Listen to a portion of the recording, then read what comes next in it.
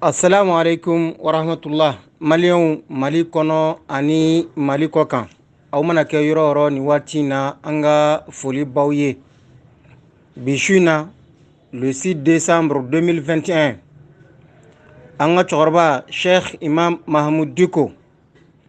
kuma b'a bolo k'a da Maliɲɛnw bɛɛ tulo kan. O rɔ an tɛna n'a janya, an bɛ kuma d'a yɛrɛ ma. Message min b'a bolo k'a passer bɛɛ k'a mɛn bɛɛ k'a faamu. Cheikh Imam, salamu alaikum. وعليكم السلام ورحمة الله وبركاته. بسم الله الرحمن الرحيم. الحمد لله القائل: وبشر الذين إذا أصابتهم مصيبة قالوا إنا لله وإنا إليه راجعون. صلى الله وسلم وبارك على محمد وعلى آله وأصحابه ومن تبعهم بإحسان إلى يوم الدين. السلام عليكم ورحمة الله وبركاته. أما الله سبحانه وتعالى تنو ألم نالي بالتنو لحلايا بلجلنا مسمين كوكو كما ونسجة ما منو نتوركو نانا نهما وبسيكتا على دم كاردونغا فوكو أوني على دي تاي ni ala ye min kɛ o bɛ kun wa anw bɛ segin ka taa ala de ma, ala de sago bɛ anw na. K'a ɲini ala fɛ a k'a ka hinɛ n'a ka kisi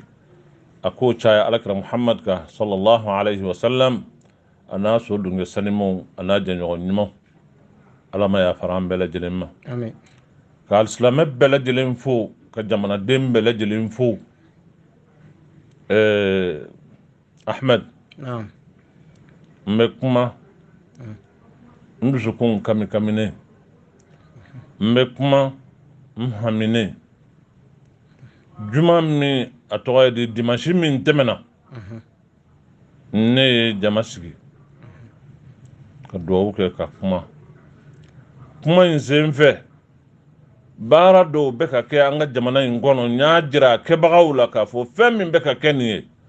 wallahi billahi tallahi a tɛ bɛn anw ka diina in kɔnɔ, wa a man kan ka kɛ ten. Ni diina ko kɔni don a man kan. Nin tile fila in na juma tɛmɛnen baara dɔw kɛra, baara cɛjuguba, baara min kɔnnen don, a kɔnnen don ala fɛ, a kɔnnen don a kira fɛ, a kɔnnen don mumini ɲuman bɛɛ lajɛlen fɛ, hali adamaden ɲuman a kɔnnen don i fɛ. O ye min kɛra Banɲagara mara la, bingani min kɛra maaw ka ye ka taa baga maaw ma minnu ma min u ma bɔn. Musow, denmisɛnninw, maa minnu ni foyi t'u bolo f'u tatɔ dɔ ka taa u dahirimɛ ɲini, ka taa olu bɛɛ lajɛlen fa k'u daji jamana in kɔnɔ. Karamɔgɔkɛ, o kɛra baara cɛjuguba ye, baara min maa hakilima ni silamɛ ɲuman bɛɛ lajɛlen ani jamanaden ɲuman bɛɛ lajɛlen ka kan k'a kɔn, wa bɛɛ lajɛlen ka jɛ k'a f'u da la k'a fɔ ko a kɔnnen don, a man kan ka kɛ an ka jamana in na. A ka ɲi tensa ni n'a ɲɔgɔnna baaraw olu ka dabila jamana in na tensa. Nin tɛ baara ɲuman ye. Bilahi anw ka diina in ma nin fɔ. A m'a fɔ dɛ, ne b'o fɔ ni ala cɛ. Fɛn o fɛn bɛ bɔ a la a bɛ se ka bɔ a la, nka wallahi bilahi ne ni ala cɛla la n b'o fɔ parce que diina ma nin fɔ. Wallahi alisilamɛya diina ma nin fɔ. Hali n'i bɛ jihadi de la, i ni kafiriw de bɛ ɲɔgɔn na, hali n'o de don a ka ko yɛrɛ ye n'o de don. Kuranɛ ye min fɔ, nin baara in kɛbagaw ka kuranɛ kan mɛn u k'a dɔn k'a fɔ o ye min kɛ ani kuranɛ tɛ taa ɲɔgɔn fɛ. Ala ye min fɔ kuranɛ la ko waqatilu fi sabilillahi alladhina yuqatilunakum wala ta'tadu inna allaha la yuhibbul mu'tadin. O ye minnu da ye jihadi yɛrɛ ye, n'o ye alakira n'a ka sahabaw ye sallallahu alaihi wasallam. A ko minnu b'a la ka aw kɛlɛ, a y'u kɛlɛ ni ala tɔgɔ ye, a y'u kɛlɛ ala yɛrɛ kama, nka hal'o la a kana dantɛmɛ kɛ. wala ta'tadu inna allaha la yuhibbul mu'tadin. Ala tɛ maaw fɛ minnu ye dantɛmɛ kɛbagaw ye, dantɛmɛ wale o kɛli ka bin mɔgɔw ka fagali jugu musow sans défense kulu u bɔnɛ u nina fu billahi ni maa min y'o kɛ ni ala bɛ kiri sini kuranɛ y'a jira hali mɔgɔ kelen n'i y'a faga kumaya la i jija dɛ ni taara sini lahara kuma caman b'i ɲɛ ye dɛ Allahu subhanahu wa ta'ala tɛ jɛn n'a ye ala tɛ jɛn n'a ye ni kelen n'i y'a bɔ hali kelen pewu a bɛ komi i ye diɲɛ bɛɛ de fa min fɔra kuranɛ la o y'o ye maa minnu bɛ taa sugu la ka taa dɔgɔ jɔ ka taa fɛn ɲini u bɛ min don u da fɛn t'u bolo olu faga kun maa minnu ye nin baara in kɛ nin ko in ka kan ka sɛgɛsɛgɛ k'a ɲɛdɔn anw ka jamana in jamanadenw ka kan k'a faamu an ka kan k'a dɔn jamana in fan bɛɛ lajɛlen a kabila bɛɛ a siya bɛɛ maaw k'a dɔn k'a fɔ bolo wɛrɛw b'an ka jamana in kɔnɔ an tɛ minnu si dɔn minnu b'a ɲini tuma bɛɛ lajɛlen k'an kunkari ɲɔgɔn na k'an funu ɲɔgɔn kɔrɔ min b'a to an tɛ ɲɔgɔn faamu bada kudayi o tigilamɔgɔw bɛ jamana in na dɛ a bolow bɛɛ bɔ min jɔnniw don an k'a ɲɛɲini k'a ɲɛdɔn parce que a tɛ se ka faamu n y'a f'i ye cogo min na dimanche tɛmɛnen ne ye welewelemada kɛ k'a dira maaw la maa minnu ka baara ye nin ye ka maaw ka forow ko tasuma don a la maaw ka jiginɛw ka tasuma don a la ka maaw gɛn k'u bɔ u sigiyɔrɔw la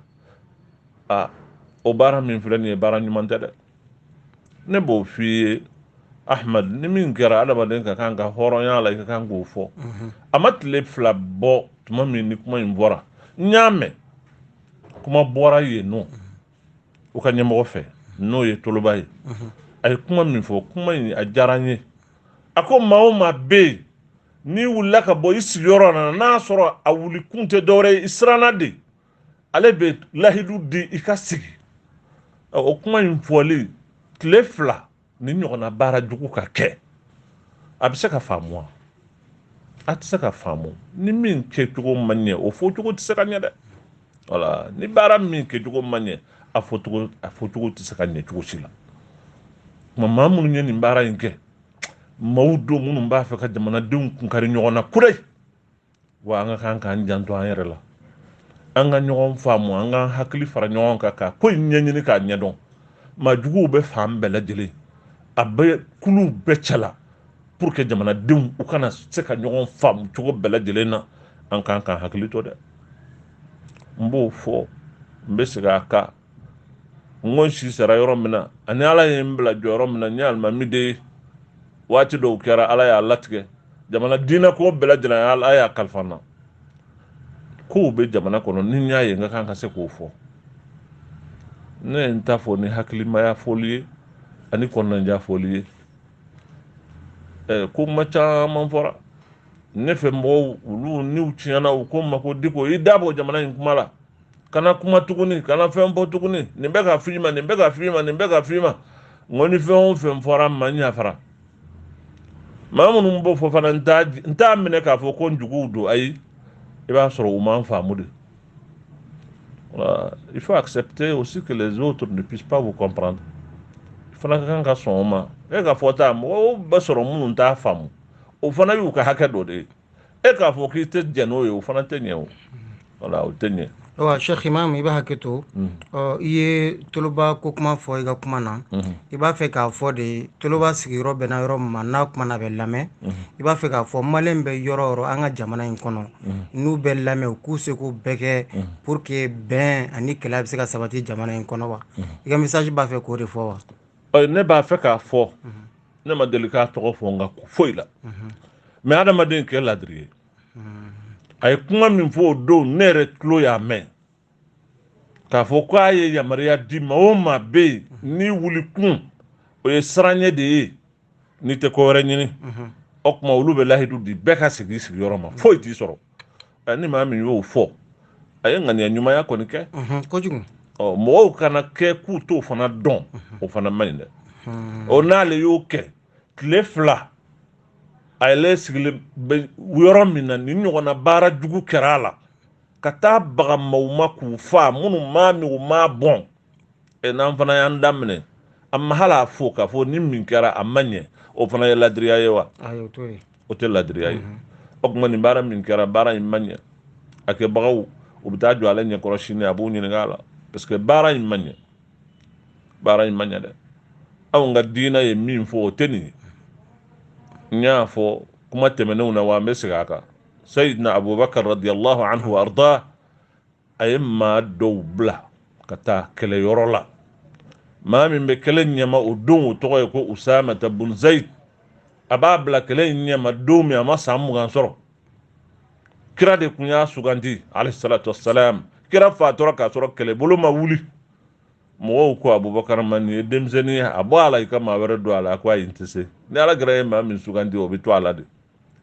atuguro ko ay kuma laba munun fo anyana ni kuma fo o don ka maw hakli jigi agibe ta kelem minna hal ni yese soro kana tasma do forowla kana do yiri forowla kano ke ni tara kana muso fa kana demselu fa kana ma korobo fa hali bagan kana fɛn fa bagan la fo ni i mago bɛ fɛn min na o fana kana kɛ bagan kɔnɔma ye ni ye maa sɔrɔ ye maa min y'i bila kɛrɛfɛ k'a bɛ ala de kɛ k'a bato i y'a sɔrɔ a ka yɔrɔ la i n'a fɔ n'i ye maa min sɔrɔ église la fara a la a n'a ka ala to ɲɔgɔn na a ka n'u fa anw ka diinɛ ye fɛn min fɔ o y'o ye o kuma ka taa baga mɔgɔw ma maa minnu bɛ ayiwa nin ɲɔgɔn na sira la k'u bɛ taa lɔgɔ jɔ ka olu bɛɛ bɔ ninnu nin na nin ye kojuguba de ye ne b'a ɲini jamanadenw fɛ mɔgɔw k'a faamu k'a fɔ nin tɛ baɲangara dama ka ko ye nin ye jamana in bɛɛ lajɛlen ka ko de ye anw ka kan ka lahalaya de jira min b'a jira k'a fɔ farikolo kelen de y'an ye ni tɔɔrɔ ye yɔrɔ kelen sɔrɔ o kɔrɔ y'a ye yɔrɔ bɛɛ sɔrɔ jamana in ser'o yɔrɔ ma sa an k'o baaraw kɛ ni ko min ye yɔrɔ min sɔrɔ jamana fan tɔ bɛɛ lajɛlen k'a jira k'a fɔ a min kɛra a ma bɛn a ma ne wulila k'an jɔ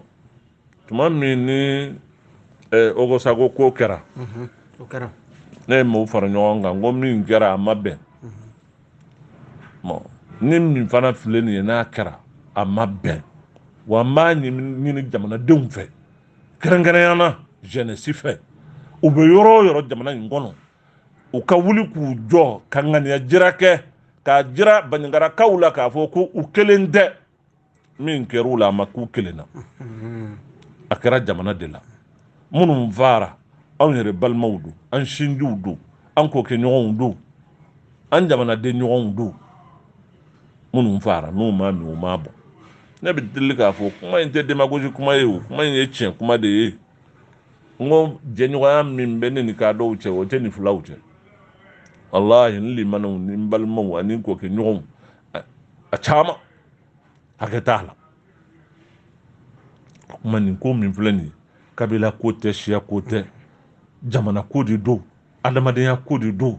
jamana in nin ɲɔgɔn na ka taa baga mɔgɔw ma k'u faga nin lahalaya juguw la nin a sera sa nin ka dabila jamana in kɔnɔ n ka dabila jamana in kɔnɔ o kuma ne kɔni bɛ welewele ma da kɛ k'a ɲɛsin jamanaden bɛɛ lajɛlen ma dugu bɛɛ lajɛlen ko in kana kɛ baɲangara kelen ka ko ye n m'a fɔ an ka bɔ ka taa manifester ka taa tiɲɛni kɛ n m'o fɔ mais montrer notre solidarité a ka dɔn u k'a faamu k'a fɔ k'u kelen tɛ min y'u sɔrɔ a ye jamana bɛɛ lajɛlen de sɔrɔ jamanaden bɛɛ lajɛlen ka kan k'a jira k'a fɔ ko min kɛra ko a ma bɛn désormais ni dugu min ni ɲɔgɔn na kɛra a la jamanaden bɛɛ lajɛlen k'a jira i bɛ yɔrɔ yɔrɔ k'a fɔ fɛn min kɛra a kɛra e de la wa a bɛnnen tɛ parce que foyi t'a to ni ala sɔnna fo jamana in k'a yɛrɛ sɔrɔ fo jugu kɔnɔna don kɔkanna don u ka da la k'a fɔ an bɛ ɲɔgɔn bolo an bɛ ye kelen ye an ŋaniyaw ye kelen ye o de b'a to ni ala sɔnna an b'an yɛrɛ sɔrɔ mais tant que anw diviselen don an farafaralen don ni dɔ ye dɔ fɔ dɔ wɛrɛ bɛ dɔ fɔ ni dɔ ye dɔ fɔ dɔ wɛrɛ bɛ dɔ fɔ u yɛrɛ bɛnnen tɛ o adamaden bɛnnen ni aw ma bɛn a tɛ se ka ko dilan n'aw ma bɛn a tɛ se ka ko bali mɔgɔw k'a faamu vraiment o don ne kumana adamaden bi kuma ni hakili ni kɔnɔ ko de nka o kɔrɔ tɛ k'a fɔ ko tiɲɛ bɛɛ lajɛlen bɛ e kelen bolo dɛ non je ne peux pas prétendre que ne bɛ fɛn o fɛn fɔ o de ye tiɲɛ ye wa n'o tɛ tiɲɛ wɛrɛ tɛ yen ayi mais ne kumana ka ladilikan de di ladilikan ni menace kan kelenw tɛ je ne menace pas moi je conseille voilà min ne b'a faamu n ka cɛkɔrɔbaya ni n ka adamadenya ni ala ye hakili min sigi an ma n bɛ min kɔlɔsi ani n bɛ min lajɛ ni n ka kan ka fɛn min fɔ ne b'o fɔ n'o fɔ waati sera ne bolo o de ye n bila kuma na n'o tɛ ne ta in tɛ menace ye ne ta in tɛ fɛn wɛrɛ ye c'est un conseil et je souhaiterais vraiment être entendu parce que anw ka jamana in bɛ lahalaya dɔ la moi je comprends ça. Moi j'ai demandé l'indulgence de la communauté internationale, des pays voisins, de la CEDEAO. Non, ce n'est pas une démagogie, hein? C'est parce que je comprends la situation. Mba donc a fɔ ko anw minnu farala ɲɔgɔn kan kabini M5 la ani jama minnu farala ɲɔgɔn kan anw bɛɛ lajɛlen tun tɛ hakilina kelen ye na anw ka faamuya cogow fana tɛ kelen ye non. Il y a un seul point qui nous unissait. C'était le départ du VK de son régime. Voilà. Le régime min bɛ yen o bɛ se ka yɛlɛma cogo min na o kelen de ye fɛn ye ko anw yɛrɛ bɛnnen na an bɛnna fɛn min kan an ma sigi a bada k'a fɔ ko bon ni régime taara an k'a kɛ tan ni nin bɛ tan nin bɛ tan o ma kɛ o. O ma kɛ tiɲɛ yɛrɛ la. Bon ni an m'o kɛ ka anw t'o la maa minnu qui ont fait irruption u nana don ko in na an n'olu fana ma jɛ ka sigi ka fɛn boloda san'u ka don. U donnen ko fana an n'u ma sigi ka fɛn boloda olu yɛrɛ fana nana ils sont novices il faut le reconnaître u bɔra caserne de kɔnɔ dɔrɔn ka taa u yɛrɛ sɔrɔ ayiwa gestion de l'état gérer un état c'est difficile c'est gérer le forgeron le tisserand le pêcheur le tailleur le cultivateur l'apprenti chauffeur celui qui a enfin mototaxi qui gère tout le monde. Ce n'est pas facile. Mɔgɔ tɛ se ka don o kɔnɔ ten avec une situation de ce genre où minnu fana ye changement provoqué olu fana dama il y avait rien de conçu ko o ko masina na il y aura forcément des dysfonctionnements, il y aura des hésitations, il y aura même des erreurs, mais l'humilité veut qu'il faut accepter, il faut entendre, il faut écouter. Vous savez, pour être un leader, vous avez besoin de 2 qualités au moins. Le leadership a besoin de ça. La sincérité et l'humilité. La sincérité, c'est ça votre force. Et cette sincérité doit être doublée de l'humilité. L'humilité veut dire quoi? Ça veut dire que vous ne savez pas tout. Vous avez besoin d'écouter les autres. Voilà, ce qu'ils vous disent. Parce que vous ne pouvez pas. Moi, je ne peux pas quitter ma mosquée et le lendemain être chef de l'État et penser que, bon, moi, je connais tout, je peux tout faire. Non. Tu ne connais pas. Tu as besoin d'écouter les autres. Voilà. Voilà. Oui, wajibide. Oui, wajibide. Comme on l'a main. Comme on l'a main. I ka mɔgɔw lamɛn n bɛ kuma in fɔ n bɛ tila k'a fɔ a y'a fɔ an denw ye u ka mɔgɔw lamɛn. Cheikh Imam o message in faamuyara i ye conseil mun di conseil an bɛ ala deli ala k'a faamu i ka kuma kɔnɔna na an bɛ bɔ kɔrɔfɔ kɔnɔ n'o yɔrɔ ye i y'a ɲini Mali jeunesse bɛɛ fɛ k'a fɔ u mana kɛ yɔrɔ o yɔrɔ an ka fara ɲɔgɔn kan an ka yɛrɛ k'a fɔ ko mun kɛra Bayangara a kɛra an kelenkelenna bɛɛ de ka so an bɛɛ ye kelen jamana in kɔnɔ i bɛ deli k'o fɔ ko siyaw bɛɛ ye kelen ye e ye kadɔ ye e ye fila ye i ye kɔrɔbɔrɔ ye i ye bamanan ye i ye sikasoka ye i y'a bɛɛ ye o rɔ association ba fila b'an fɛ jamana in kɔnɔ Gina Dogo ni Tapital Pulaku olu bɛ se ka o baara ɲɔgɔnw kɛ wa? Mais olu de ka kan ka montrer l'exemple et avoir de la hauteur. Bi maa minnu bɛ yen ngunu kuma ko ka bila sika kuma ka bila minnu kan ka fara ɲɔgɔn kan bi an bɛɛ ka fariw kan o ye nin jamakulu fila ye olu ka kɛ exemple ye maa minnu fɔlɔ ka kan ka nin kɛ o ye tabitali u ka bɔ u ka jɛnɛdɔngɔnw wele u n'u ka sigi u balimaw don u sinjiw don u kɔkɛɲɔgɔnw don u yɛrɛ b'o dɔn an ka a jira diɲɛ ɲɛfɛ an ka jira maaw la minnu b'a fɛ an ka to nin kɛlɛ banbali in na k'a fɔ ko an ye hakilimaw ye ayi ni ala sɔnna an bɛ bɔ nin na ni ala sɔnna an bɛ bɔ a la wa n dalen b'a la ni ala sɔnna an bɛ bɔ a la an bɛ bɔ a la gɛlɛya ko ye nɔgɔya de ye o nin ko in ni ala sɔnna an bɛ bɔ a la ne dalen b'o la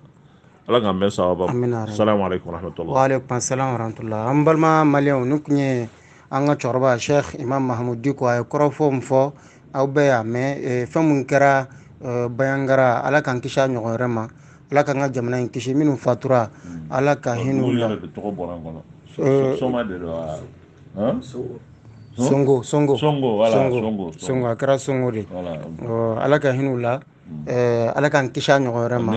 ala k'an bɔ nin na i y'a fɔ cogo min na wa n'ala sɔnna an bɛ bɔ a la koyi an bɛ bɔ ni ala sɔnna assalamu alaikum minnu fatura ala ka yafu bɛɛ lajɛlen ma ala k'an fama ɲɔgɔnw ma ya rabbal alamin amin masha Allah assalamu alaikum wa rahmatullah